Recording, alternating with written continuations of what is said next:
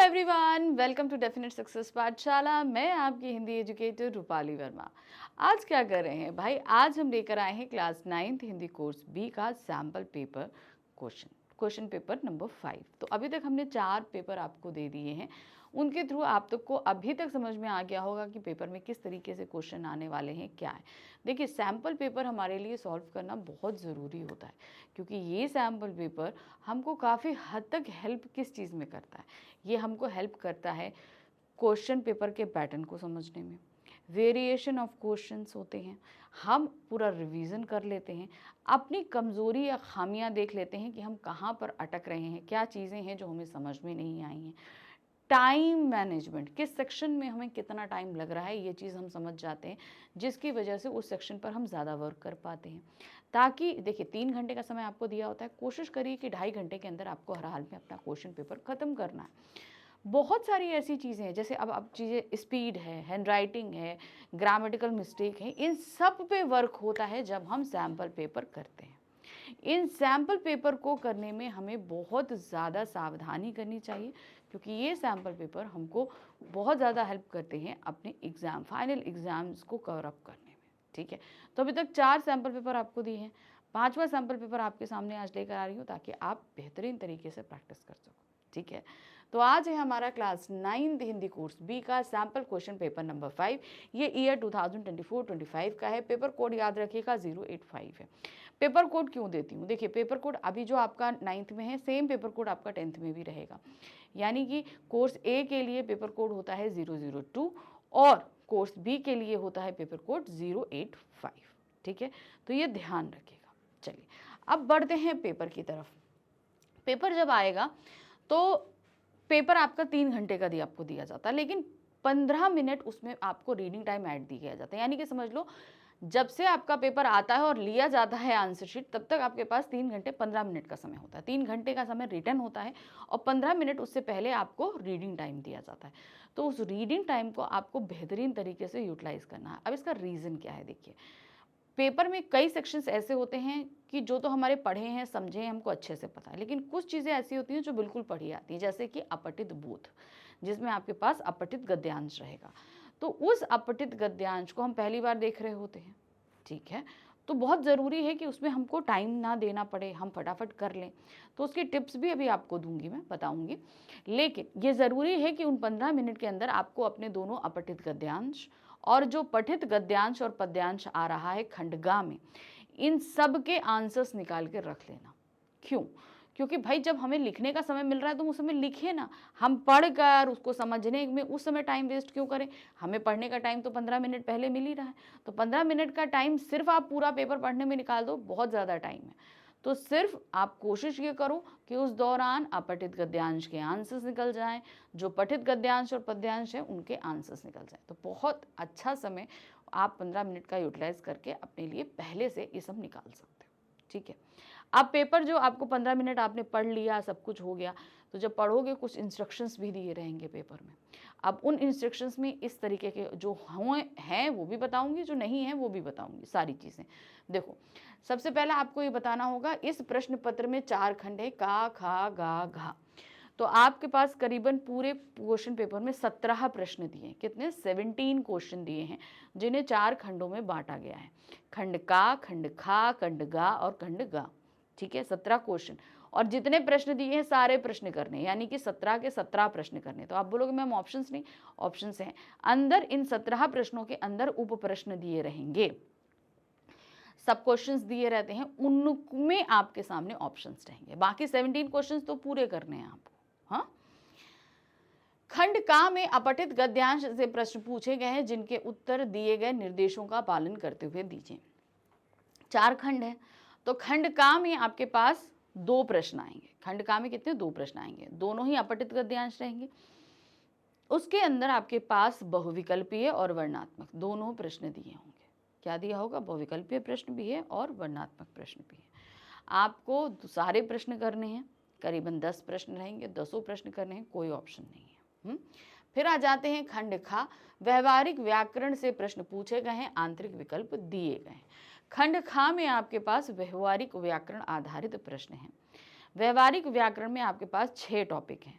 शब्द पद, अनुस्वार अनुनासिक, उपसर्ग प्रत्यय, संधि, विराम चिन्ह और अर्थ की दृष्टि से वाक्य के भेद।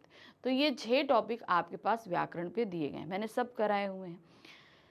तो इन पर आधारित प्रश्न रहेंगे। अंदर निर्देश और विकल्प मौजूद हैं, उनके निर्देशों और विकल्पों के आधार पर हम काम करेंगे।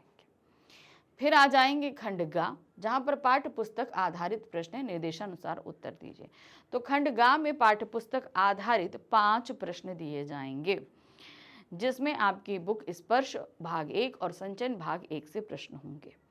स्पर्श भाग 1 से आपके पास बहुविकल्पीय और वर्णात्मक दोनों प्रश्न आएंगे, जबकि जो आपकी बुक है संचयन, उससे सिर्फ आपके वर्णात्मक आएंगे और वो भी सिर्फ दीर्घोत्तरीय प्रश्न दिए जाएंगे। तो टोटल मिलाकर 5 प्रश्न आपके खंड घ में रहेंगे। ठीक है, फिर आ जाते हैं खंड घ। खंड घ रचनात्मक लेखन आधारित है, आंतरिक विकल्प दिए गए हैं। खंड घ में आपके पास में 4 प्रश्न पूछे गए हैं। कितने प्रश्न हैं आपके पास? 4 प्रश्न हैं, जिसमें अनुच्छेद है, पत्र है, चित्र वर्णन है और संवाद है।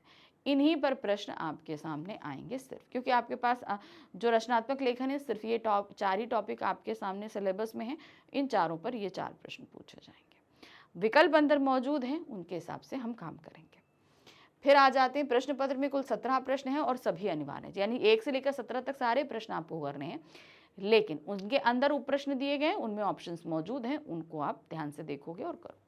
फिर आते हैं यथासंभव सभी खंडों के प्रश्नों के उत्तर क्रमशः दीजिए। ध्यान रखिए, ये चीज आदत अपने अंदर डाल लीजिए।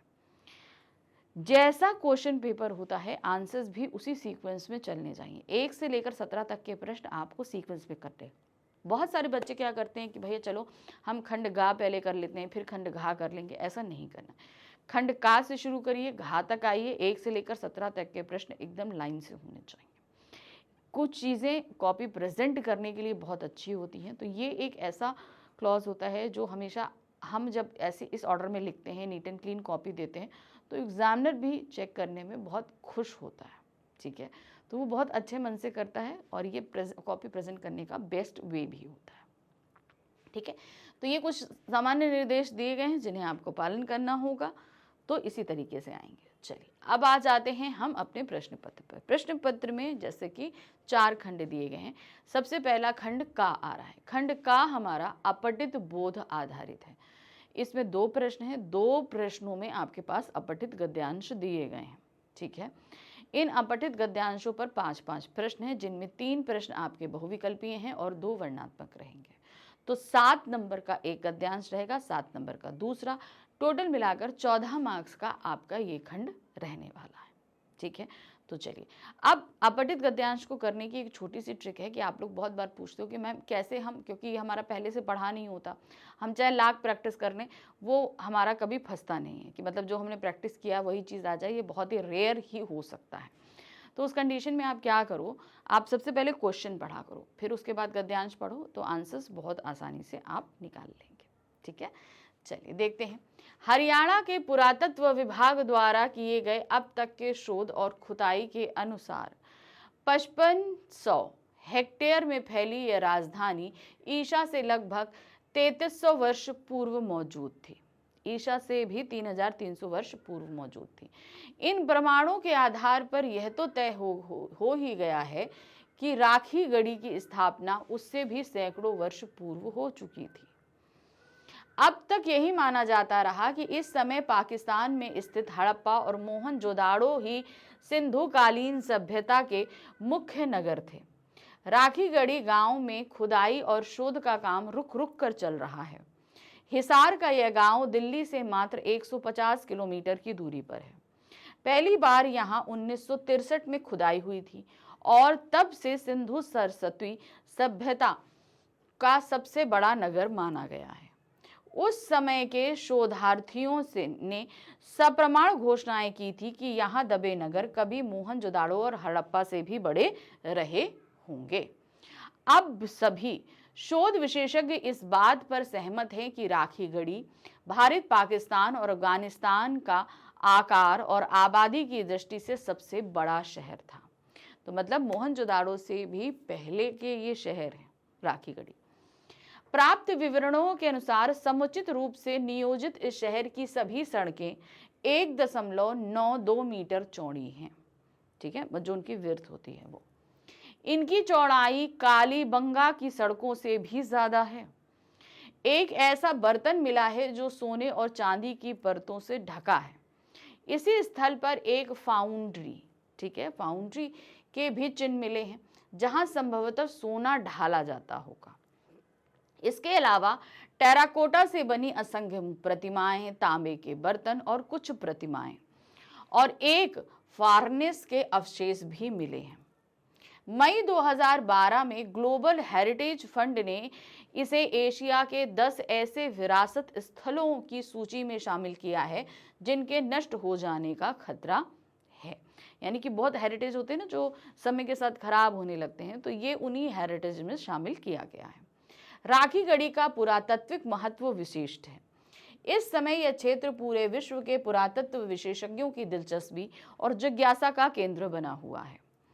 यहाँ बहुत से काम बकाया हैं। जो अवशेष मिले हैं उनका समुचित अध्ययन अभी शेष है। उत्खनन का काम अब भी अधूरा है, यानी कि अभी भी उसको बहुत ज्यादा खोदा जाना बाकी है, यानी कि जो मिला है उसमें भी कम है।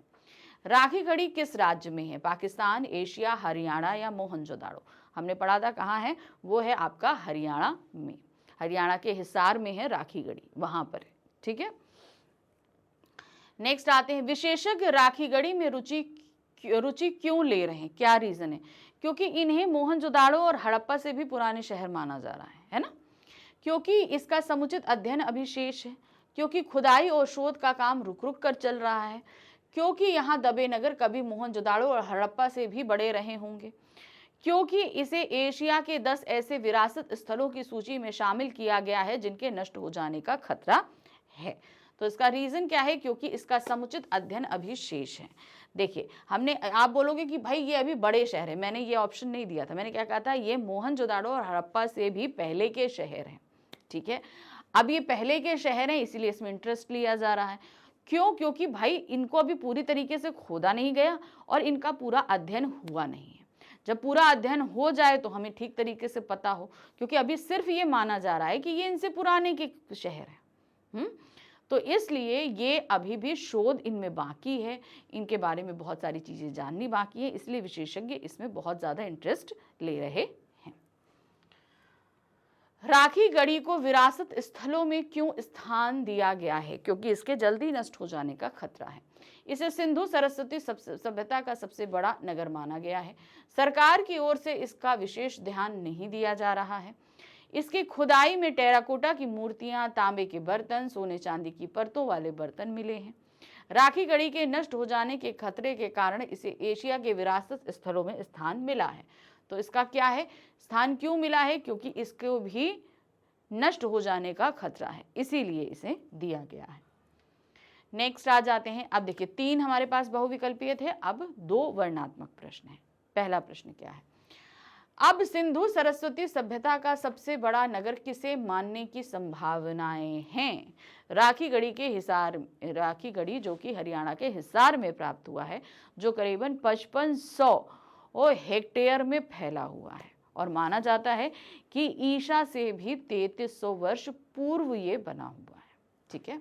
हरियाणा के पुरातत्व विभाग के द्वारा राखी गढ़ी को सबसे बड़ा नगर माना गया है। शोध के अनुसार खुदाई से प्राप्त ये नगर व्यवस्था 55,000 हेक्टेयर में फैली है। प्रमाणों के अनुसार ये व्यवस्था 33,000 वर्ष, तो यहाँ पर एक तो 5500 होगा, यहाँ 3300 होगा, 55,000 नहीं है, ठीक है, ओके। नेक्स्ट आते हैं, यह किस प्रकार स्पष्ट होता है कि राखी गढ़ी में नगर व्यवस्था विकसित थी? अब क्यों? क्योंकि वहां के जो अवशेष मिले हैं उससे ये चीज पता चल रही है। राखी गढ़ी नगर का क्षेत्रफल मोहनजोदाड़ो और हड़प्पा से अधिक था। उनकी सड़कें चौड़ी और अन्य नगरों से जुड़ी थी। उनकी आबादी अधिक एवं व्यवस्था पूर्ण रूप से नियोजित और विकसित थी। यानी कि मोहनजोदाड़ो के जो खुदाई में जो शहर मिले हैं उनसे भी बड़े हैं, उनसे भी पुराने हैं, इससे ये चीज पता चलती है।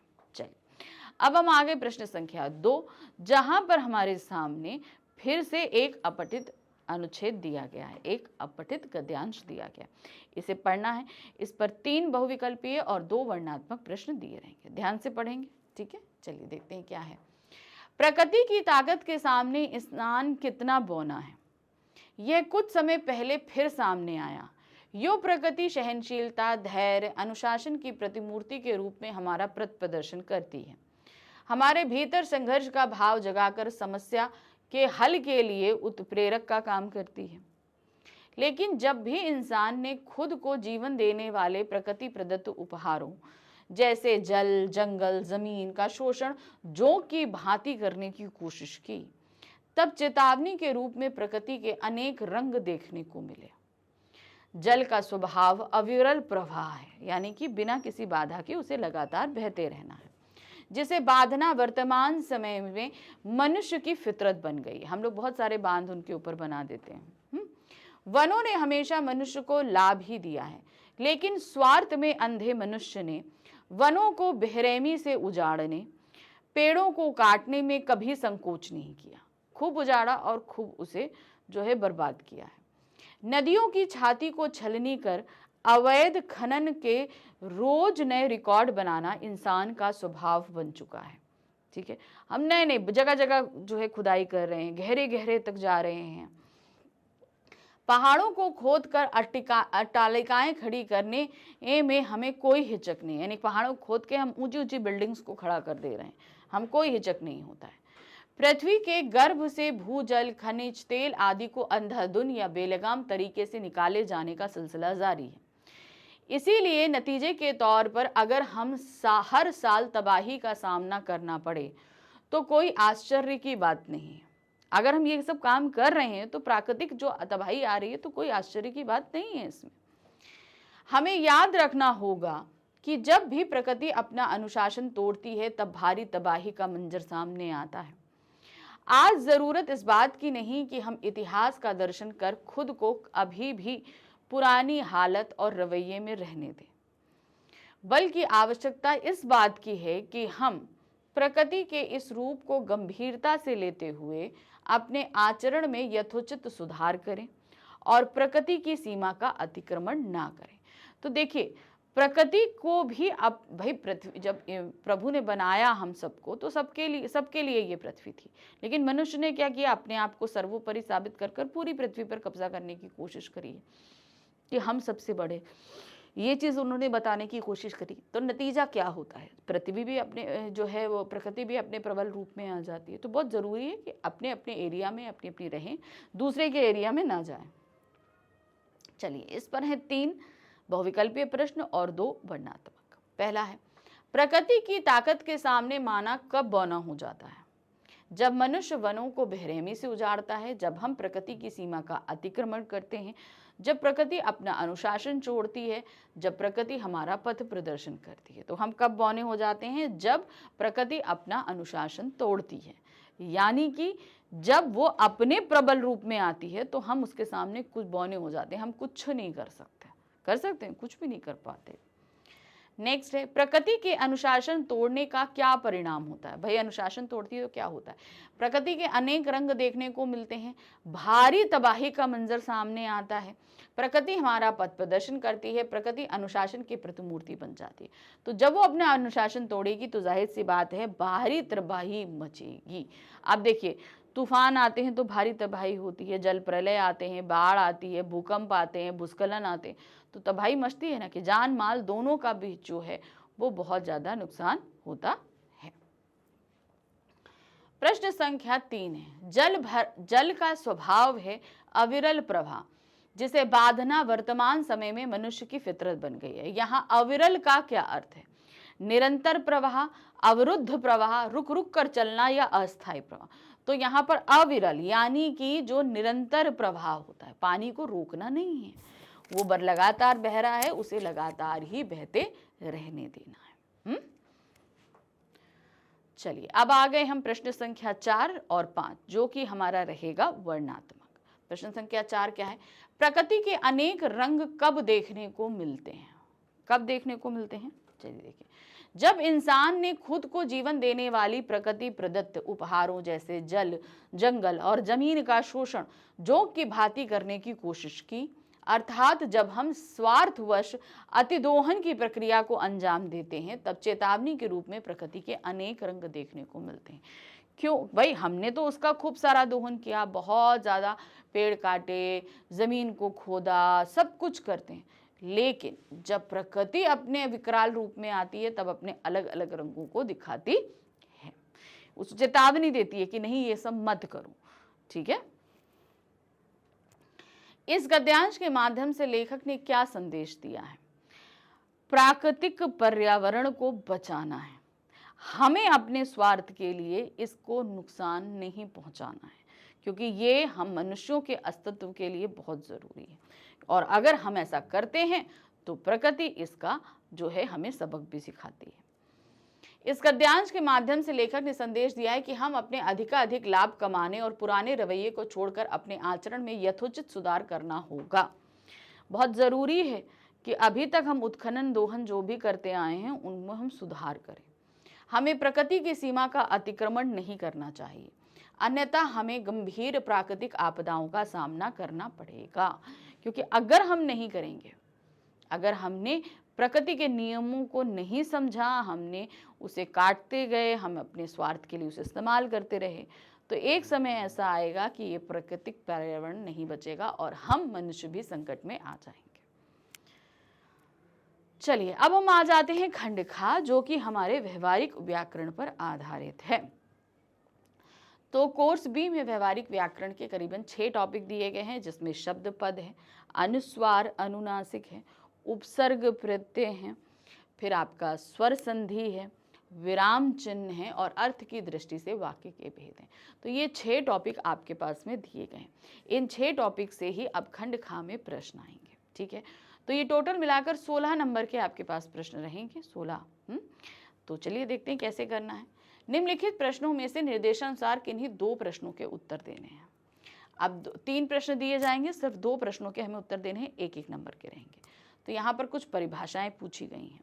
वाक्य में प्रयुक्त होने के बाद पद किनसे प्रभावित होते हैं? अब जैसे शब्द हैं, जब इन्हें हम वाक्य में प्रयुक्त कर लेते हैं तो पद बन जाते हैं, तो ये प्रभावित किससे होते हैं?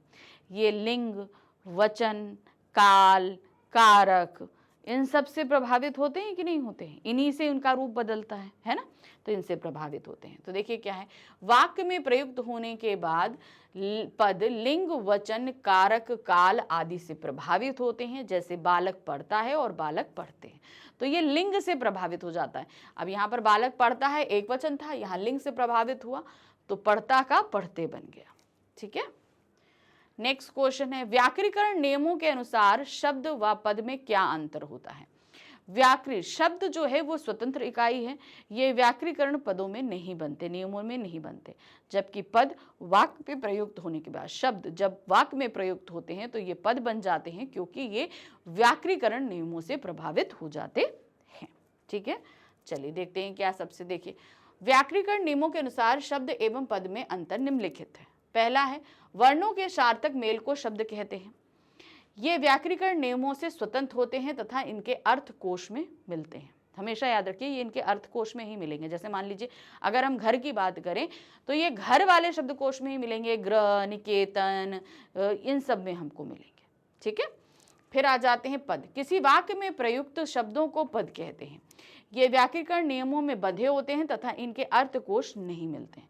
आप इनके अर्थकोश निकालने जाओगे तो ये नहीं मिलेंगे। चलिए नेक्स्ट आता है, भावों विचारों की अभिव्यक्ति में क्या महत्वपूर्ण है? जब हम अपने भावों या विचारों को अभिव्यक्त करते हैं तो इनमें क्या महत्वपूर्ण होता है? देखिए क्या है, भावों एवं विचारों की अभिव्यक्ति में शब्द महत्वपूर्ण होते हैं, क्योंकि हम अपने मन की बात कैसे व्यक्त करेंगे? हम शब्दों के माध्यम से ही व्यक्त करते हैं। कि हमको अगर मान लो हमको दुख लग रहा है या हमें भूख लग रही है, तो हम कैसे बोलेंगे, भाई मम्मा हमको भूख लगी है, हमें कुछ खाने को दे दो। तो ये मेरे मन के विचार है ना, तो हम शब्दों के माध्यम से व्यक्त करते हैं। बिना शब्दों के कोई भी व्यक्ति अपने भावों या विचारों को दूसरों तक नहीं पहुंचा सकता। क्रोध, प्रेम, ईर्ष्या आदि भावों के लिए शब्द आवश्यक हैं। ठीक है, तो बहुत जरूरी है कि अगर हम प्रेम भी दिखा रहे हैं, क्रोध भी दिखा रहे हैं, अपनापन भी दिखा रहे हैं, जो भी भाव हम व्यक्त करेंगे, बहुत जरूरी है कि वो शब्दों के माध्यम से ही हम व्यक्त करते हैं। चलिए अब हम नेक्स्ट क्वेश्चन है, क्या दिया, निम्नलिखित में से किन्हीं 2 शब्दों के उचित स्थान पर अनुस्वार और अनुनासिक प्रयोग कर उन्हें मानक रूप दें। तो यहाँ पर 3 दिए गए हैं, 3 में से हमें सिर्फ 2 करने हैं।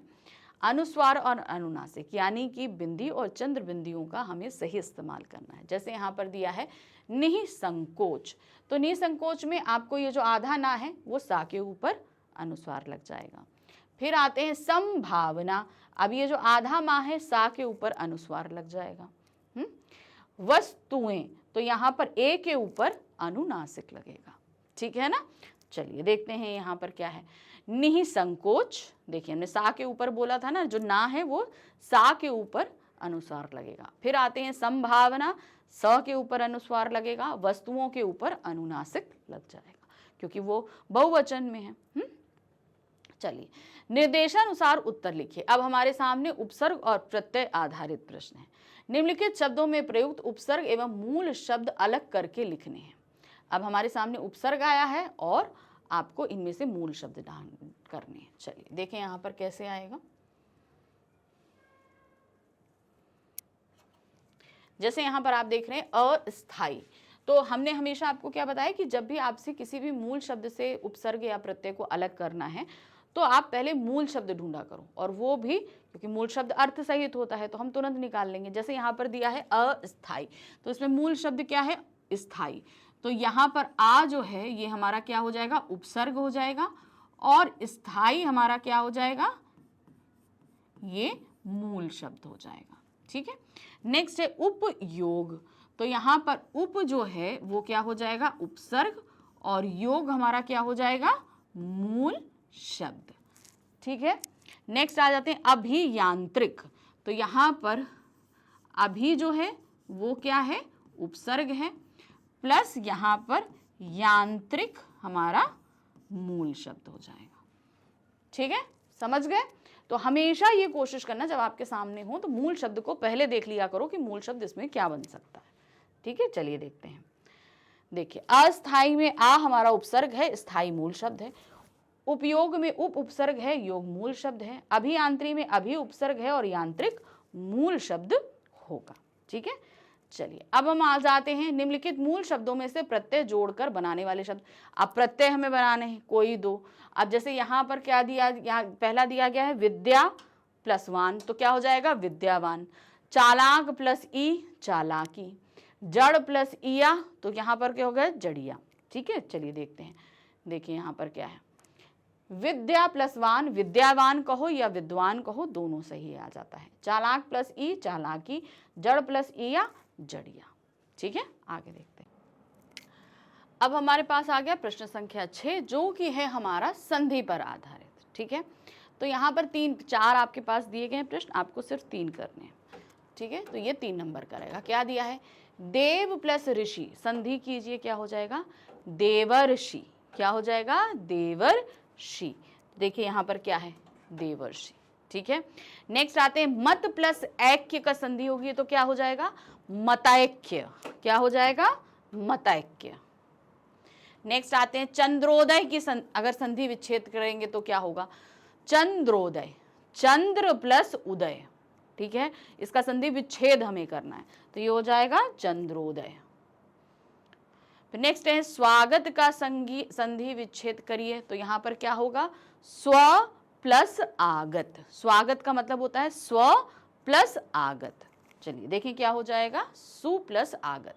ये भी सही है, स्व प्लस आगत भी रहेगा और सु प्लस आगत भी रह सकता है, दोनों आ सकते हैं।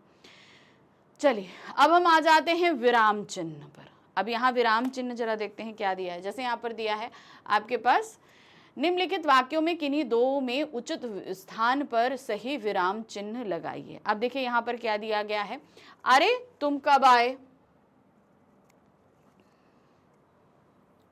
तो यहाँ पर आप क्या देखोगे, अरे, अरे के बाद आप विस्मयादि बोधक चिन्ह लगाओगे। तुम कब आए ये क्वेश्चन है तो क्वेश्चन मार्क हो जाएगा, ठीक है।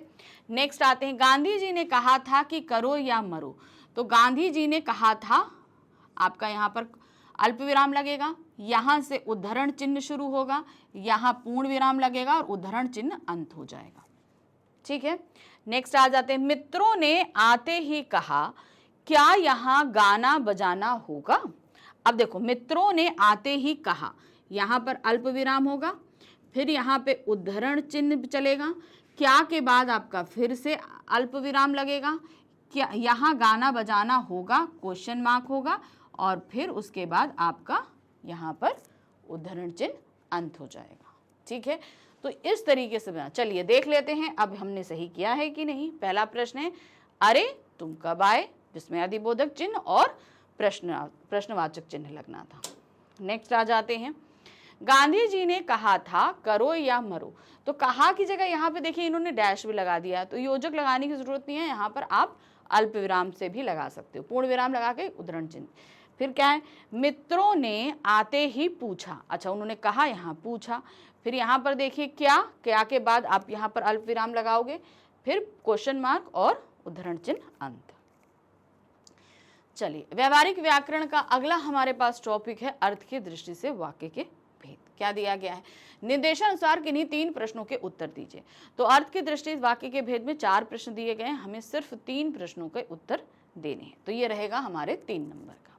ठीक है, तो टोटल ये मिलाकर हमारा 16 हो जाता है। भगवान तुम्हें दीर्घायु करे, अर्थ के आधार पर जो भेद होगा, भगवान तुम्हें दीर्घायु करे, तो ये हमारी इच्छा है। ठीक है, हम ऐसी मनोकामना कर रहे हैं, तो ये क्या हो जाएगा, इच्छावाचक वाक्य। कौन सा वाक्य है, इच्छावाचक वाक्य। आहा कितना सुंदर उपवन है, अर्थ के आधार पर वाक्य का भेद होगा। अब आहा कितना सुंदर उपवन है, तो यहाँ पर ये होगा आपका विस्मयवाचक वाक्य। कौन सा वाक्य होगा, ये विस्मयादिवाचक वाक्य। क्या उर्वशी बाजार जाएगी, ये एक प्रश्नवाचक वाक्य है, जिसे हमें बदलना है विधानवाचक वाक्य में। ठीक है, तो सिंपल क्या हो जाएगा, उर्वशी बाजार जाएगी, उसमें से क्या हटा दो, क्योंकि वो क्वेश्चन है, तो क्या हटा देंगे, वो आपका हो जाएगा। ठीक है, देखिए क्या, उर्वशी बाजार जाएगी, ये एक विधानवाचक वाक्य बन जाएगा। नेक्स्ट आते हैं, तृप्ति हिंदी भी पढ़ लेती है। ठीक है, इच्छावाचक वाक्य में करेंगे, काश, हम ऐसे बोल सकते हैं, काश तृप्ति हिंदी पढ़ लेती। ठीक है, तो ये हमारी इच्छा है। तो देखिए क्या पर है, काश तृप्ति हिंदी पढ़ लेती, अथवा ईश्वर करे तृप्ति हिंदी पढ़ ले। तो दोनों में ये हमारी इच्छा है कि उसके द्वारा हिंदी पढ़ ली जाए। ठीक है, चलिए नेक्स्ट आते हैं। अब हम आ गए अपने खंड गा में। खंड गा, जो कि हमारा पूरा खंड आधारित है हमारी दोनों पाठ्य पुस्तक पे, यानी कि स्पर्श और संचयन पे। स्पर्श जो बुक है, अब देखिए स्पर्श और संचयन दोनों पे पाएगा, लेकिन सबसे पहले हमारे पास स्पर्श में देखिए, स्पर्श बुक हमारी काव्यखंड और गद्यखंड पर आधारित है। काव्यखंड में 5 चैप्टर हैं और गद्यखंड में 5 चैप्टर हैं। ठीक है, तो सबसे पहले हमारे पास आ रहा है गद्यखंड आधारित प्रश्न। तो गद्यखंड के 5 अध्यायों में से किसी भी अध्याय से एक आपके पास काव्यांश रख दिया जाएगा, इसको आपको पढ़ना है और इस पर आधारित 5 बहुविकल्पीय प्रश्न पूछे जाएंगे, पांचों आपको करने होंगे। देखिए क्या है, अनुच्छेद को ध्यान पूर्वक पढ़कर निम्नलिखित प्रश्नों के उत्तर आपको देने हैं। एवरेस्ट की तरफ गौर से देखते हुए मैंने एक भारी बर्फ का बड़ा फूल या प्लूम देखा। तो फूल या प्लूम क्या होता है, मैंने आपको पहले भी बताया हुआ है। ठीक है ना, जो पर्वत शिखर पर लहराता एक ध्वज सा लग रहा था। मुझे बताया गया कि यह दृश्य शिखर के ऊपरी सतह के आसपास 150 किमी अथवा इससे भी अधिक गति की हवा चलने के कारण बनता है। अब क्या होता है, शिखर पे हवा बर्फ होती है, जब बहुत तेज हवा चलती है तो वो बर्फ उड़ती है। जब वो उड़ती है तो जैसे लगता है एक ट्रांसपेरेंट जो है वो झंडा सा उड़ रहा है, उसे फूल या प्लूम कहते हैं, बनता है, क्योंकि तेज हवा से सूखा बर्फ पर्वत पर उड़ता रहता है। बर्फ का यह ध्वज 10 किलोमीटर या इससे से भी लंबा हो सकता है। अब जितनी तेज बर्फ चलेगी उतना लंबा वो उड़ेगा, बर्फ उड़ती है। शिखर पर जाने वाले प्रत्येक व्यक्ति को दक्षिण पूर्वी पहाड़ी पर इन तूफानों को झेलना पड़ता था, विशेषकर खराब मौसम में। यह मुझे डराने के लिए काफी था, फिर भी मैं एवरेस्ट के प्रति विचित्र रूप से आकर्षित थी और इसकी कठिनतम चुनौतियों का सामना करना चाहती थी। तो चैप्टर कौन सा है पता चल गया, हमारा सेकंड चैप्टर है एवरेस्ट मेरी शिखर यात्रा, बचेंद्री पाल द्वारा लिखित। तो उसी में से ये गद्यांश दिया गया है। अब इस पर आधारित है 5 बहुविकल्पीय प्रश्न। पहला प्रश्न क्या है, पर्वत शिखर पर फूल या प्लूम कैसे बनता है? वर्षा के द्वारा, अधिकतम गति से बर्फीली हवाओं के चलने से, प्रकृति के द्वारा या पर्वतारोहियों के द्वारा। तो ये कैसे बनता है, अत्यधिक गति से बर्फीली हवाएं चलने से बनता है। अधिक गति से हवा चलने पर पर्वत पर क्या प्रतिक्रिया होती है? जब बहुत तेज से हवा चलती है तो क्या होता है?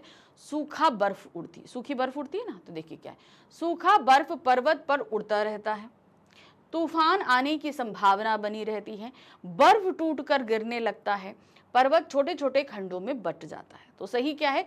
सूखा बर्फ पर्वत पर उड़ता रहता। अच्छा, तूफान, ठीक है। अधिक गति चलने से पर्वत में क्या प्रतिक्रिया होती? देखिए, सूखा बर्फ तो उड़ता ही है, लेकिन जैसे जैसे तेज हवा बढ़ती जाएगी वैसे वैसे तूफान आने की संभावना बनी रहती है।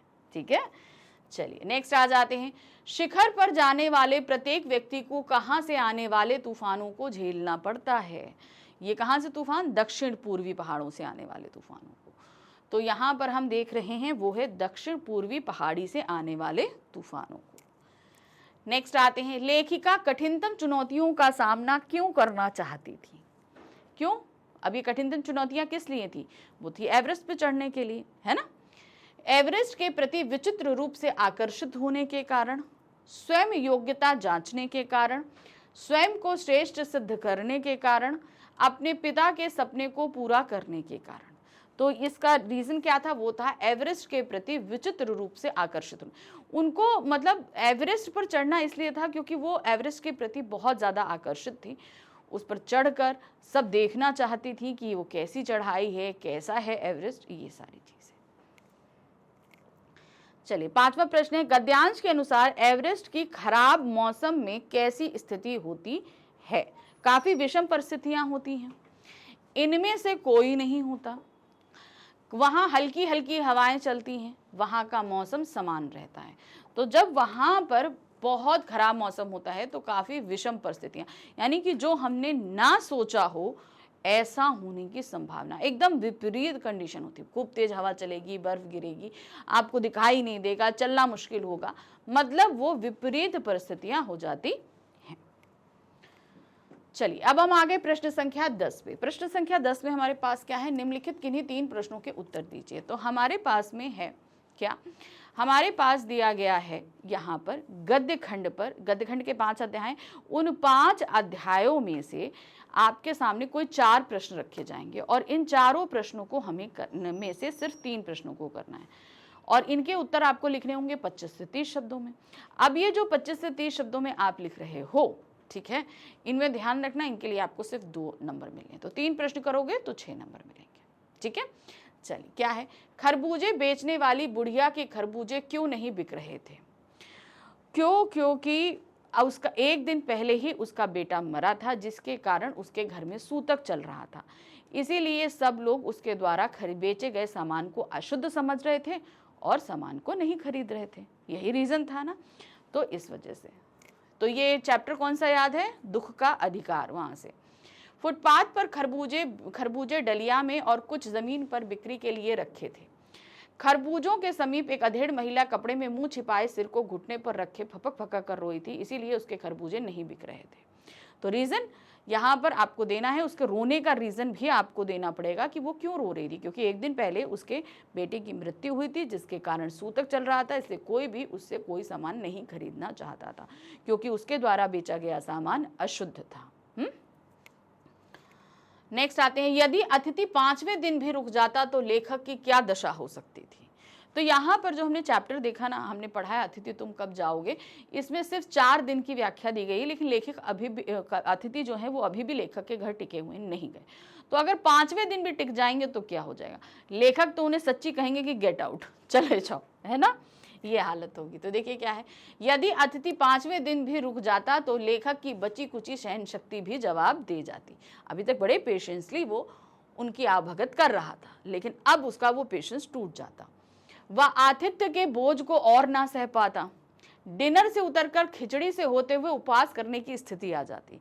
डिनर बनाया, डिनर के बाद उन्होंने खिचड़ी बनाई, अब स्थिति ये आती कि भैया सब व्रत रख लो।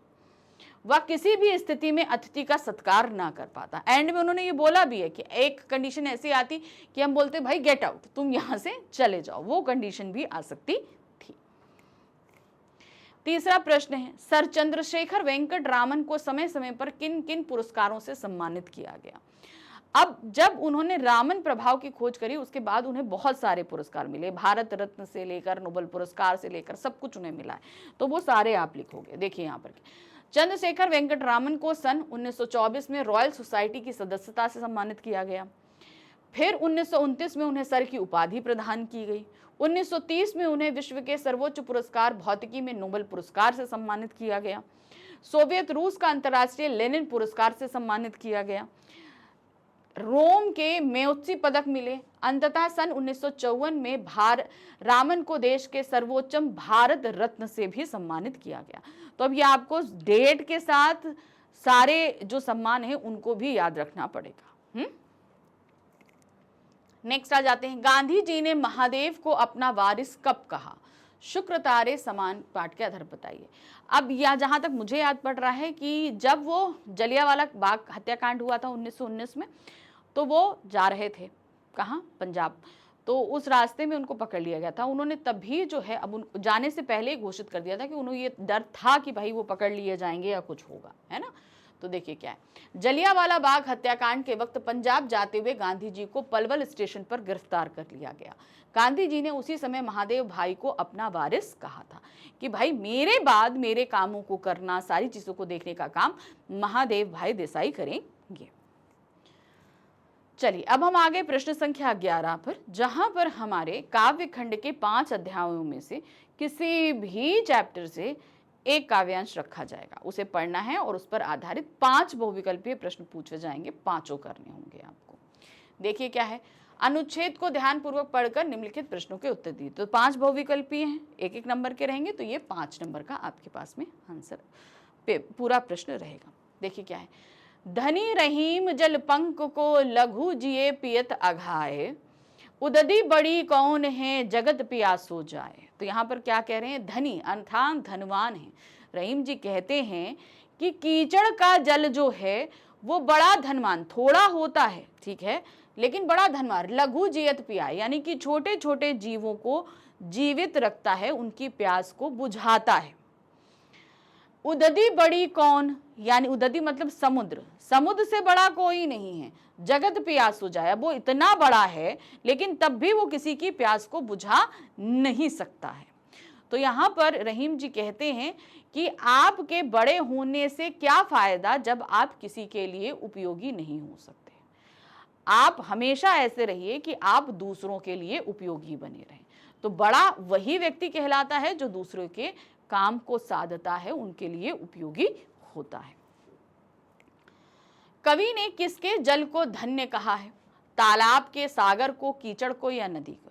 तो किसके जल को धन्य कहा है? वो है कीचड़ के। नेक्स्ट है, कवि के अनुसार कीचड़ का जल किस काम आता है? घृणा करने के, मनुष्य को गंदा करने के, कमल खिलाने के या छोटे जीव की प्यास बुझाने में। तो जैसा कि काव्यांश में दिया गया है, वो छोटे जीवों की प्यास बुझाने के काम में आता है। जो छोटे छोटे जीव होते हैं उनमें जीवित रहते हैं, उनकी प्यास भी उससे बुझती है। संसार के प्राणियों की प्यास कौन नहीं बुझा पाता है? इतना बड़ा समुद्र है, उसके पास कोई प्यासा व्यक्ति चला जाए मगर उसका पानी नहीं पी सकता। तो कौन है? नदी का जल, तालाब का, कीचड़ का या समुद्र का? तो सही क्या है, कौन नहीं बुझा पाता? समुद्र का जल किसी की भी प्यास को बुझा नहीं पाता है। नेक्स्ट आते हैं, संसार के प्राणी समुद्र के पास जाकर भी प्यासे क्यों रह जाते हैं?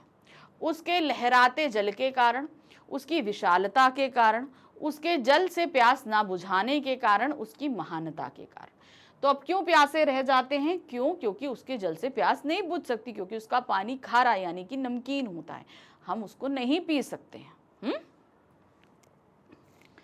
प्रश्न संख्या 5 है, एक साथ कई कार्य करने से क्या होता है? जब हम एक साथ कई सारे कार्य करते हैं तो क्या होता है? कार्य करने की क्षमता बढ़ती है, कोई भी कार्य पूरा नहीं होता, कार्य करने की प्रशंसा होती है, सभी कार्य सिद्ध हो जाते हैं। तो जाहिर सी बात है, एक साथ हम सारे काम करते हैं तो कोई भी कार्य पूरा नहीं होता। वैसे ये क्वेश्चन जो है वो दूसरे दोहे से दिया गया है, लेकिन हम लोगों ने दोहे तो सारे पढ़े हैं तो आंसर तो दे ही सकते हैं। ठीक है, चलिए अब आ गए प्रश्न संख्या 12, जहां काव्य खंड के 5 अध्यायों में से आपके सामने 4 प्रश्न रखे जाएंगे। 4 में आपको सिर्फ 3 प्रश्न करने हैं। इन प्रश्नों के उत्तर जो हैं वो आपको 25 से 30 शब्दों में देने हैं, ज़्यादा लंबे नहीं लिखने, 25 से 30 शब्दों में इसके आंसर दोगे। और हाँ, ये चीज ध्यान रखना, एक प्रश्न के लिए आपको सिर्फ 2 नंबर मिलने वाले हैं। ठीक है, चलिए करते हैं। भाव स्पष्ट कीजिए, ऐसी लाल तिज बुनु करहूं करे। ठीक है, तो यहाँ पर कबीरदास जी की जो साखियां दी हुई हैं उनमें से ये दिया गया है। चलिए देखते हैं क्या। हे प्रभु, आपके अतिरिक्त भक्तों को इतना मान सम्मान देने वाला कोई और नहीं है। अर्थात समाज में नीची जाति में उत्पन्न होने के कारण आदर सम्मान मिलना कठिन होता है। जब नीची जाति में होते हैं तो भाई समाज में उतना सम्मान नहीं मिलता, परंतु ईश्वर के यहाँ जातिगत भेदभाव नहीं होता। ईश्वर सभी को समान समझते हैं, क्योंकि उन्होंने जातियों का निर्माण किया ही नहीं है। जातियों का निर्माण तो मनुष्यों के द्वारा किया गया है। वे सबके सम्मान की लाज रखते हैं। प्रभु ही सबका कल्याण करते हैं। उनके अतिरिक्त कोई ऐसा नहीं है जो गरीबों और दोनों की खोज खबर रखता है। यानी कि ईश्वर जो है वो गरीबों पर भी दया करते हैं, नीच व्यक्तियों पर भी दया करते हैं। नीच मतलब होता है जो निम्न जाति के लोग होते हैं, उनको कहा है। ईश्वर ही अछूतों को ऊंचे पद पर आसीन करते हैं। यानी कि जैसी आप दया करते हैं ऐसा कोई भी दया नहीं करता है, कोई ऐसा भाव नहीं रखता है। गीत अगीत कविता के आधार पर शुक और शुकी के गायन का भेद बताइए। शुक का गीत क्या है? वो प्राकृतिक वातावरण से, वासंती किरण से इतना ज्यादा प्रफुल्ल है कि वो तो सस्वर गा रहा है। लेकिन शुकी शुक के इस गाने का हिस्सा बनना चाहती है, मगर वो इस समय अंडे से रही है, तो उसके जो बोल हैं वो वात्सल्य में डूबकर रह जाते हैं। लेकिन तब भी वो बहुत प्रसन्न है शुक के प्रेम को देखकर। तो देखिए क्या है। शुक जब घनी डाल पर बैठकर प्रणय गीत शुकी को सुनाता है, तब शुकी के मन को वह गीत वासंती किरणों के समान छू जाता है। जैसे अब वासंती किरणें सच में शुक को छू रहे थे, लेकिन शुकी क्या थी? शुकी तो अंडे से रही थी, तो वहां पर उसके गीत ने वो वासंती किरणों का काम किया। खुशी के कारण उसके कंठ से बोल ही नहीं निकलते हैं। अब वो इतनी खुश हो गई शुक के गीत को सुनकर, प्रणय गीत मतलब प्रेम का गीत सुनने के बाद शुक हो गई कि वो बहुत प्रसन्न थी, वो भी गाना चाहती थी। वह अपने अंडों को से रही होती है और उसके गीत मातृत्व में सनकर रह जाते हैं। मातृत्व मतलब माँ के प्रेम में ही सनकर रह जाती, क्योंकि उस समय उसका अंडे सेना ज्यादा जरूरी था। अतः शुक का गायन स्वस्वर है और शुकी का निशब्द है। यानी कि वो भी खुश है मन से, उसके मन में गीत चल रहा है, लेकिन वो मातृत्व में बदल चुका है। नेक्स्ट आ जाते हैं।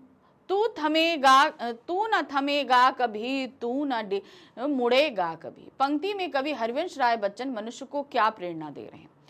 इस अग्निपथ रूपी जीवन में जब हम चलते हैं तो हम अपने लक्ष्य को पाने के लिए जिस पथ पर चलते हैं वहां बहुत सारी कठिनाइयां आती हैं। तो कभी कभी उस कठिनाइयों से हम डर जाते हैं, थक जाते हैं और वापस उस पथ को छोड़कर हम जाना चाहते हैं।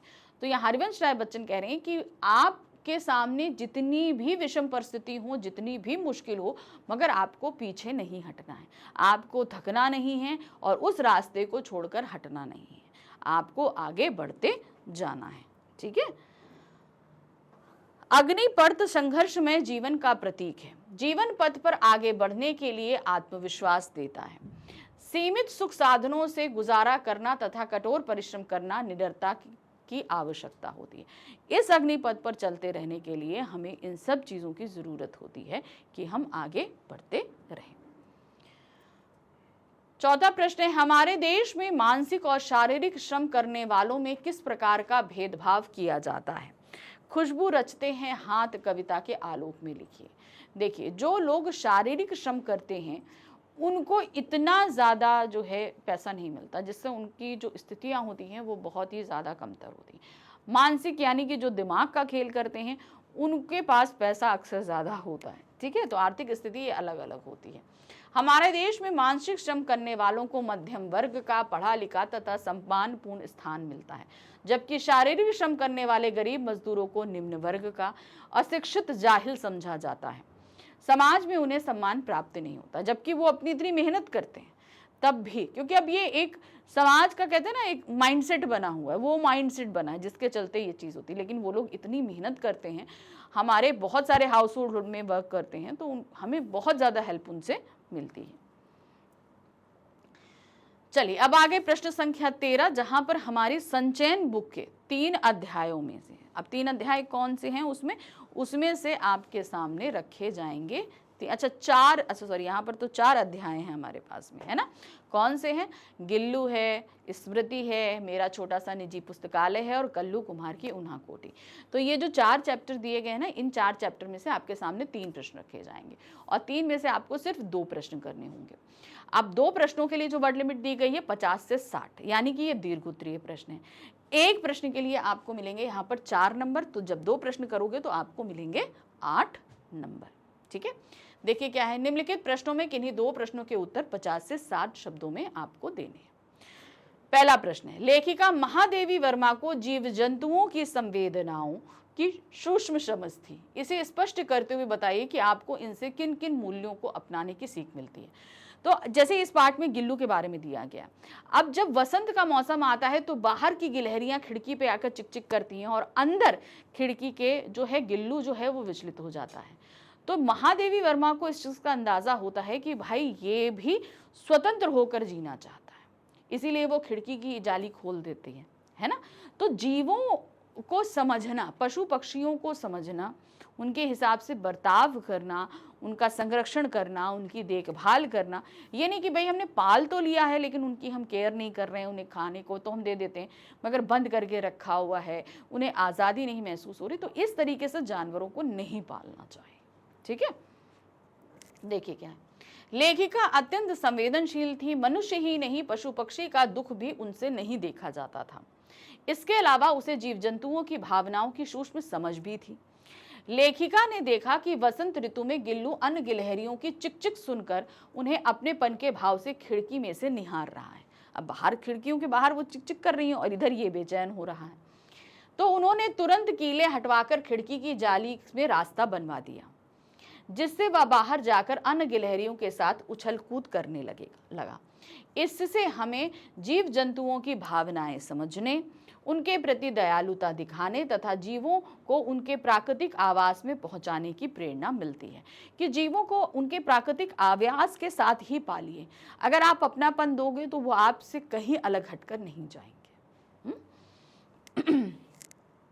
दूसरा प्रश्न है, लेखक को कौन सी पुस्तक समझ में नहीं आई और किसे पुस्तक ने उसे रोमांचित कर दिया? मेरा छोटा सा निजी पुस्तकालय पाठ के आधार पर समझिए। तो यहाँ पर उसे 2 पुस्तकें उसकी 5वीं कक्षा में मिली थी ना, यहाँ पर उन्हीं 2 पुस्तकों के बारे में बात हो रही है। देखिए, लेखक को सत्यार्थ प्रकाश के खंडन मंडन वाले अध्याय समझ नहीं आते थे। इसके विपरीत स्वामी दयानंद की एक जीवनी की उन अनेक घटनाएं, चूहे को भगवान का भोग खाते देख यह मान लेना कि प्रतिमाएं भगवान नहीं होती, घर छोड़कर भाग जाना, तीर्थों, जंगलों, गुफाओं, हिम शिखरों व साधुओं के साथ घूमना, भगवान क्या है, सत्य क्या है आदि उसे रोमांचित करते थे। यानी उन प्रश्नों की खोज जिनकी खोज आज भी मनुष्य कर रहा है, वो कहीं ना कहीं वो पुस्तकें जो स्वामी दयानंद सरस्वती की जीवनी में लिखी हुई थी, वो उनको कहीं ना कहीं बहुत ज्यादा प्रभावित करती थी। तीसरा प्रश्न है, कल्लू कुम्हार की उन्हाकोटी में लेखक ने कटी पतंग योग किसे कहा है और इसका क्या महत्व है? उन्होंने वो एक कटी पतंग जो शब्द इस्तेमाल किया है वो किसके लिए कहा है और इसका मतलब क्या है? तो देखिए क्या है, लेखक अपनी व्यक्तिगत दिनचर्या है कि वह सूर्योदय के साथ जगकर स्वयं अपने लिए चाय बनाता है, फिर चाय और अखबार के साथ लंबी अलसाई सुबह का आनंद लेता है।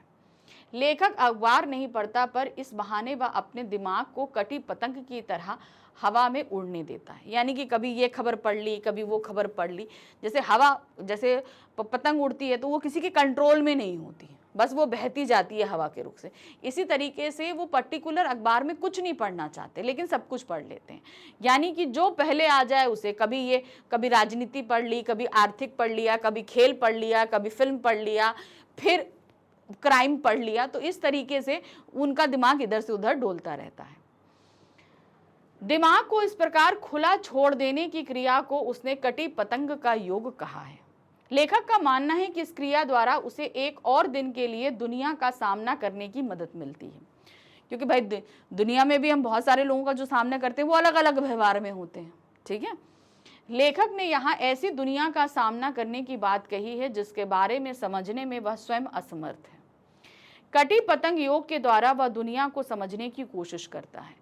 इस योग के जरिए वो क्या कर रहा है, वो दुनिया को समझना चाह रहा है। अब उसने अपने दिमाग को फ्री छोड़ दिया, उसके सामने जो भी व्यक्ति आ रहा है वो उसको समझना चाहता है कि भाई ये क्या सोच रहा है, क्या कर रहा है, किस तरीके का है, वो ये सोचना चाहता है। चलिए अब हम आ गए अपने प्रश्न संख्या 14, जहां से शुरू हो रहा है हमारा खंड घ यानी कि रचनात्मक लेखन। ठीक है, अब रचनात्मक लेखन की अगर बात करें तो आपके पास सिर्फ 4 टॉपिक है रचनात्मक लेखन के। अनुच्छेद लेखन, औपचारिक पत्र लेखन, और फिर उसके बाद में आपके पास में अनौपचारिक पत्र लेखन, और उसके बाद संवाद लेखन और चित्र लेखन। तो इन्हीं 4 टॉपिक पे आपके सामने 4 प्रश्न रखे गए हैं, चारों हम करेंगे। तो सबसे पहला प्रश्न हमारा आ रहा है अनुच्छेद लेखन का, जहां पर हमारे सामने 3 टॉपिक दिए गए हैं। 3 में से सिर्फ एक विषय पर हमें अनुच्छेद लेखन करना है। देखिए क्या दिया है, निम्नलिखित में से किसी एक विषय पर लगभग 120 शब्दों में आपको अनुच्छेद लिखना है। तो जो भी विषय आप चुनोगे, आपको जो विषय सही लगता है उसको लिखना, जिसपे आप ज्यादा अपने विचार व्यक्त कर सकते हो। 120 शब्दों में लिखोगे, तो जो भी आप लिखोगे उसके लिए आपको नंबर मिलेंगे 5। ठीक है, तो चलिए पहला टॉपिक देख लेते हैं। आज की बचत कल का सुख, यानी कि आज अगर हम पैसे बचाते हैं तो कल हमारा बहुत अच्छा जाएगा। इस विषय पर संकेत बिंदुओं के आधार पर अनुच्छेद लिखना है। संकेत बिंदु क्या है, बचत का अर्थ एवं स्वरूप, पहले आपको यह बताना है क्या होता है। दुखदायक स्थितियों में बचत का महत्व, जब हमारे ऊपर विपत्ति आती है तो तब बचत क्या होती है। वर्तमान और भविष्य को सुरक्षित करना। ठीक है, अब इस पर लिखेंगे हम अनुच्छेद। आज की बचत कल का सुख, तो याद रखना 3 टॉपिक आपके सामने दिए हैं, तो 3 में जो भी आप ऑप्ट करोगे उसे मिडिल टॉप हेडिंग में जरूर डाल देना, ताकि जो आपकी मैम है जब चेक करें, मैम या सर जो भी हिंदी चेक करेंगे, उन्हें ये पता होना चाहिए कि आपने किस टॉपिक पर लिखना चाहा है। ठीक है, देखिए क्या, वर्तमान आय का वह हिस्सा जो तत्काल व्यय या खर्च नहीं किया गया और भविष्य के लिए सुरक्षित कर लिया गया, बचत कहलाता है। यानी कि हम अपने पास फ्यूचर के लिए उसे हम सिक्योर करके रख लेते हैं। तो पैसा सब कुछ नहीं रहा, परंतु इसकी जरूरत हमेशा सबको बनी रहती है। आज हर तरफ पैसों का बोलबाला है, क्योंकि पैसों के बिना कुछ नहीं। आज जिंदगी और परिवार चलाने के लिए पैसों की अहम भूमिका है। बहुत जरूरी है कि ये पैसे हमारे पास में होने चाहिए। आज के समय में पैसा कमाना जितना मुश्किल है, उससे कहीं अधिक कठिन है पैसों को अपने भविष्य के लिए सुरक्षित रखना, यानी कि हम अपने फ्यूचर के लिए उसको बचा कर रख सकें। क्योंकि अनाप शनाप खर्च और बढ़ती महंगाई के अनुपात में कमाई के स्रोतों में कमी होती जा रही है। इसीलिए हमारी आज की बचत ही कल हमारे भविष्य को सुखी और समृद्ध बना सकने में अहम भूमिका निभाएगी।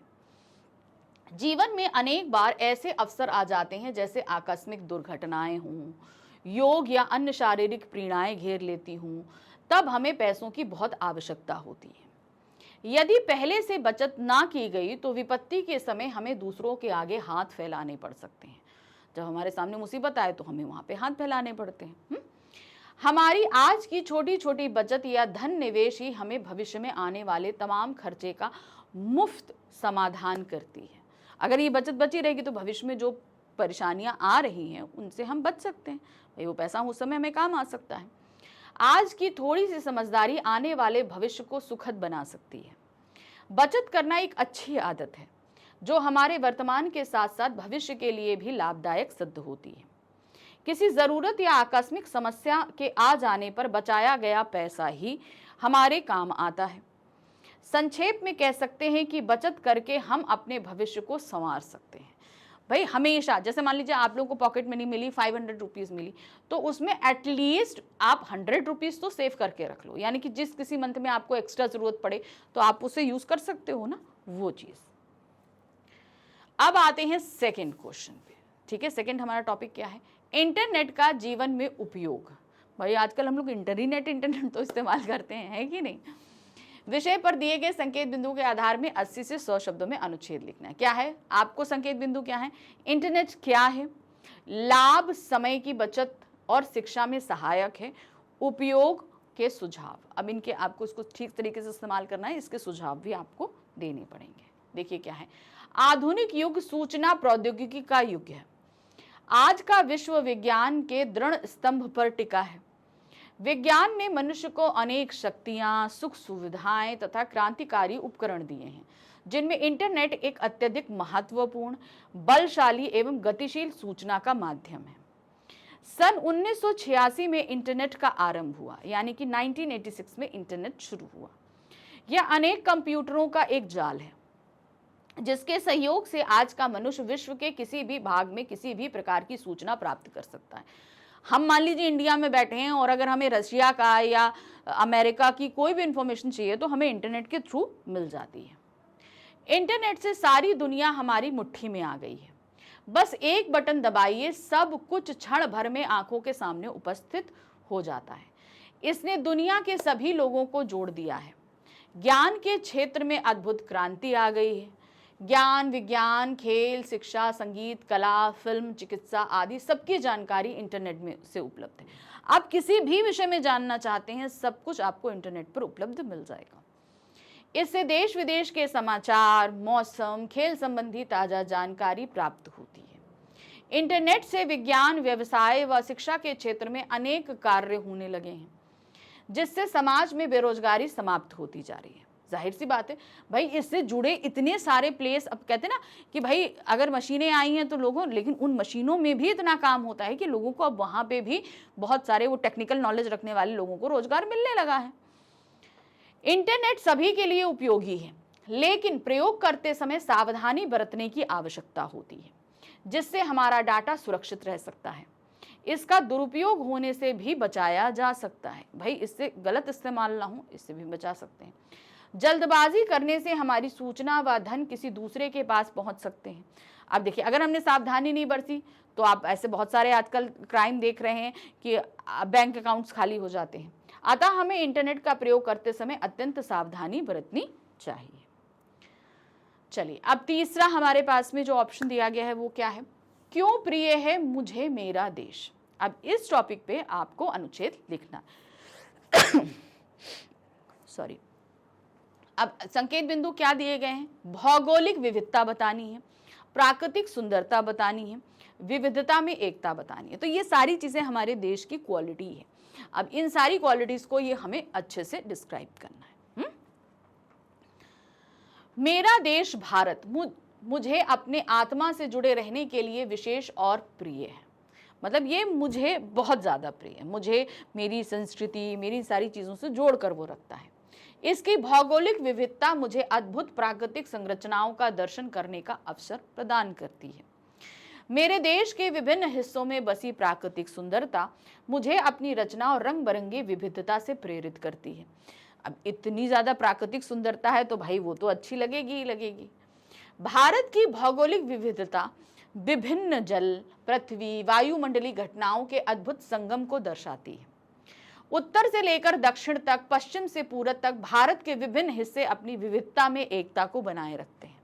अलग अलग सबकी खूबी है। हर जगह आप किसी भी राष्ट्र में चले, किसी भी राज्य में चले जाओ, उनकी अपनी ही एक विशेषता है। भौगोलिक स्थिति उन सब की अलग अलग है। देखिए, जहां पर आप दक्षिण साथ में समुद्र को देखते हैं, वहीं आप चले जाइए कहाँ, उत्तर में, वहां आप बर्फीली चोटियों को, ठंडक को, हवा को महसूस करेंगे।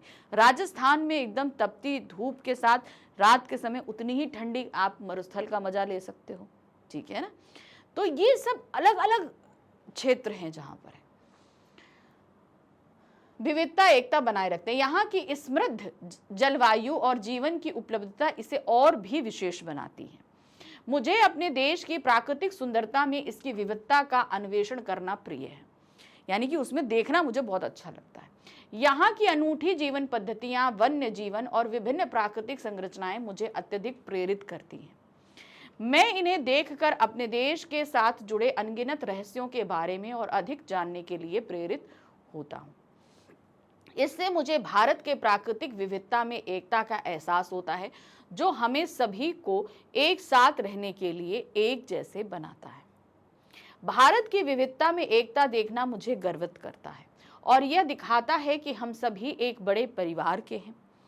इसे देखकर मैं अपने देश के प्रति अपनी भावनाओं को और भी मजबूत महसूस करता हूँ और मैं हमेशा इसे प्रेम और सम्मान से देखता हूँ। तो मेरे लिए मेरा देश बहुत ज़रूरी है, क्योंकि मेरी पहचान इसी से बनी हुई है। चलिए अब हम आ गए खंड घा के अपने दूसरे प्रश्न में, जहां पर हमारे सामने 2 पत्र दिए जाएंगे, दोनों में से हमें कोई भी एक पत्र करना है। ठीक है, जो भी आप पत्र करोगे ध्यान रखना उसके लिए आपको 5 नंबर मिलेंगे। अब 5 नंबर का मतलब है कि आपको 80 से 100 शब्दों के बीच तक आपको पत्र लिखना है। देखिए क्या है, अपनी गलत आदतों का पश्चाताप करते हुए अपनी माता जी को पत्र लिखिए और उन्हें आश्वासन दिलाइए कि फिर ऐसा ना होगा। जैसे आपके सिलेबस में सिर्फ अनौपचारिक पत्र हैं, तो दोनों अनौपचारिक पत्र का पैटर्न मैं आपको ऑलरेडी बता चुकी हूँ, उन्हीं के अंदर आप काम करना। ठीक है, चलिए देखिए क्या है। सबसे पहले अनौपचारिक पत्र में हम जहाँ रहते हैं वहाँ पर, अब चूंकि आपकी गलत आदतें हैं यानी कि आप घर से कहीं अलग रह रहे हो, ठीक है, तो क्या दिया है, रिठोला नई दिल्ली, डेट डाल देंगे आप 24 मार्च 2000 जो भी है, यानी अब देखना डेट वही डालना जिस डेट को आप लेटर लिख रहे हो। आदरणीय माताजी चरण स्पर्श, ठीक है, चरण कमल स्पर्श, यानी कि सादर चरण स्पर्श, चरण कमल स्पर्श, चरण स्पर्श, कुछ भी लिख सकते हो। कल 23 मार्च को शाम को मैं बाजार गया था, वहां एक दुकान के काउंटर पर किसी का सुंदर पेन देखकर मेरा मन ललचा गया। और आपको पता है कि पेन इकट्ठा करने का मुझे कितना शौक है, इसलिए मैंने बिना कुछ सोचे समझे उसे उठा लिया, यद्यपि मैं सिर्फ उसे अपने हाथों में देखना चाहता था। वहां बहुत भीड़ थी और पेन ना पाकर दुकानदार ने शोर मचा दिया और लोग मुझे देख रहे थे। क्योंकि मैं उस पेन को देखने में व्यस्त था, मुझे बड़ी शर्मिंदगी हुई और इससे पूरे परिवार का नाम बदनाम हुआ। मुझे खेद है कि मुझे ऐसा नहीं करना चाहिए था। ठीक है, तो आपकी एक गलत काम की वजह से आपकी भी बदनामी हुई और घर वालों की भी हुई।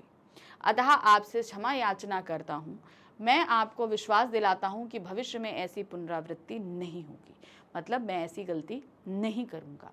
आपका आज्ञाकारी बेटा दिनेश। ठीक है, तो आपने एक ये पत्र माता जी को क्षमा याचना करते हुए लिखा। अब दूसरा पत्र देखिए क्या है।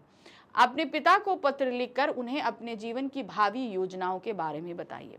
अब होता है ना कि भाई आप जिस पड़ाव पर आ गए हो, आप 9th में आ गए हो, आगे आप क्या करना चाहते हो, कुछ ना कुछ तो आपके दिमाग में प्लान चल रहा है ना, तो उन योजनाओं के बारे में आपको अपने पिताजी को पत्र लिखना है। देखिए, विजयनगर नई दिल्ली 2 मार्च 2019, तो डेट तो वही डालना जैसे जिस दिन भी आपका पेपर हो या जब भी आप ये लेटर लिखो।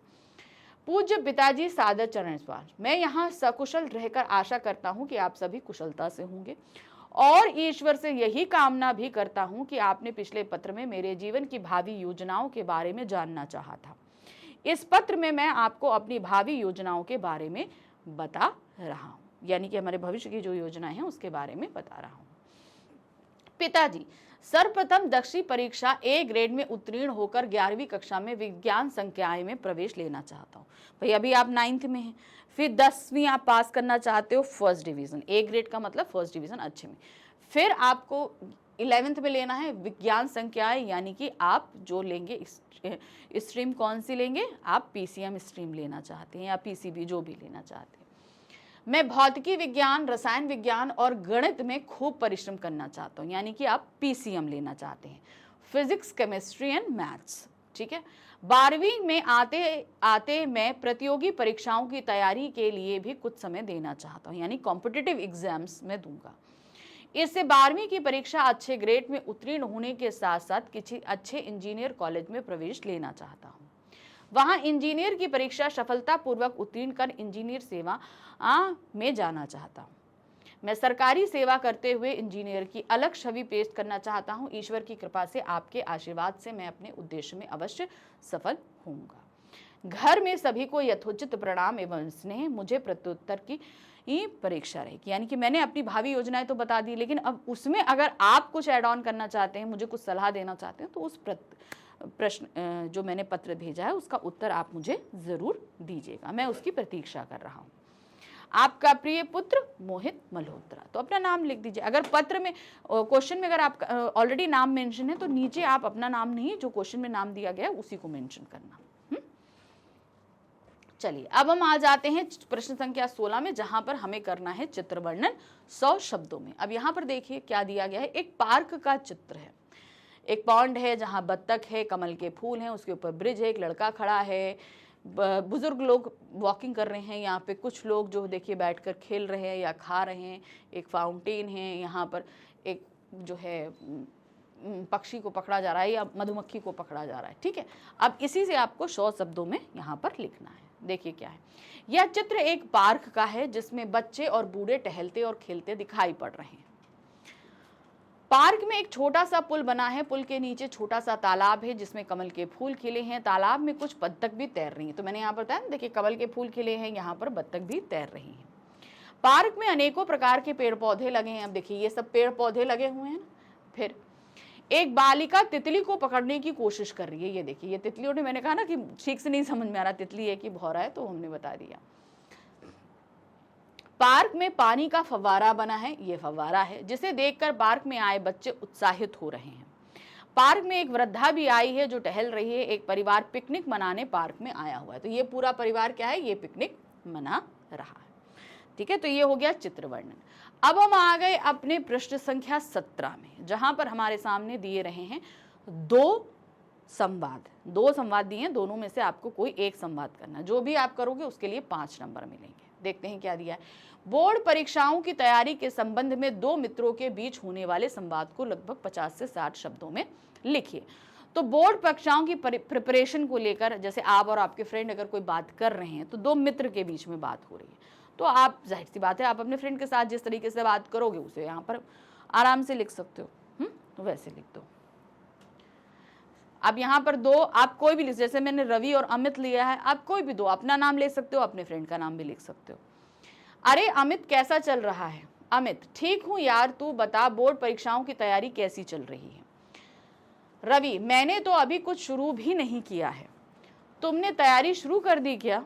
अमित हाँ यार, मैंने सोचा कि तैयारी जल्दी शुरू कर दूं ताकि बाद में कोई दबाव ना रहे। रवि तुमने किन विषयों की तैयारी कर ली है? अमित मैंने अभी तक हिंदी और अंग्रेजी की तैयारी की है, बाकी विषयों की तैयारी अभी बाकी है। यानी कि सिर्फ 2 करी है और अभी बहुत सारी बाकी है। रवि अच्छा, मुझे भी जल्दी तैयारी शुरू करनी होगी। अमित हाँ यार, देर करना ठीक नहीं होगा। रवि ठीक है यार, मैं आज से ही तैयारी शुरू कर दूंगा। अमित बढ़िया, मुझे भी अपनी तैयारी जारी रखनी होगी। रवि हाँ फिर बाद में मिलते हैं। अमित ठीक हूँ। ठीक है, तो इस तरीके से आप बाय करके निकल गए। चलिए अब दूसरा जो संवाद का हमारे पास में टॉपिक दिया, क्या दिया है? छोटा भाई अंधेरे से डरता है। ठीक है, इस संबंध में उसके साथ माँ की हुई बातचीत लगभग 50 से 60 शब्दों में। अब आपका छोटा भाई है जो अंधेरे से डर रहा है और माँ उसे समझा रही है या उसके अंदर के डर को निकाल रही है, तो उस छोटे भाई और माँ के बीच संवाद हो रहा है। ठीक है, ये आपको यहाँ पर लिखना है। तो देखिए क्या है। छोटा भाई रोते हुए मम्मी मुझे अंधेरे से डर लगता है। माँ प्यार से अरे बेटा तुम्हें अंधेरे से क्यों डर लगता है? छोटा भाई आंसू पोंछते हुए पता नहीं मम्मी, सब कुछ डरावना लगता है। माँ मुस्कुराते हुए अरे अंधेरे में कुछ डरावना नहीं होता। छोटा भाई नाक सिकोड़ते हुए पर मम्मी अंधेरे में वो भूत, वो पूरा करते उससे पहले ही माँ हंसते हुए भूत, अरे बेटा भूत तो होते ही नहीं है। अब बच्चे डरते क्यों? क्योंकि उन्हें अंधेरे में कुछ दिखता नहीं है, तो वो अपने आप को इनसिक्योर फील करते, उन्हें लगता है भी भूत नाम की चीज भी कोई आ सकती है। फिर छोटा भाई अविश्वास से सच में? माँ ने तो बोला कि भाई भूत नहीं होता, तो वो अभी पूरी तरीके से ट्रस्ट नहीं कर पा रहा है माँ पे, लेकिन तब भी वो पूछ रहा है सच में? इस तरीके से भाव। माँ प्यार से हाँ बेटा सच में, सो जाओ मैं तुम्हारे पास ही रहूंगी। छोटा भाई गले लगते हुए ठीक है मम्मी, अब डर नहीं लगेगा। तो भाई कहते हैं ना, बच्चे जो छोटे होते हैं तो बहुत सारी ऐसी चीज़ों से डरते हैं, माँ बाप अगर उन्हें प्यार से समझाएं तो वो डर उनके अंदर से निकल जाता है। ठीक है, तो ये था हमारा क्लास 9 हिंदी कोर्स बी का 5th सैम्पल पेपर। तो बढ़िया से तैयारी करिए, अच्छे से एग्जाम दीजिए, और अब हम मिलने वाले हैं कहाँ पे? अब हम मिलेंगे आगे और सारी प्रिपरेशन के साथ में। ठीक है, तो बढ़िया बढ़िया से एग्जाम देकर आइएगा। Thank you for watching, bye bye.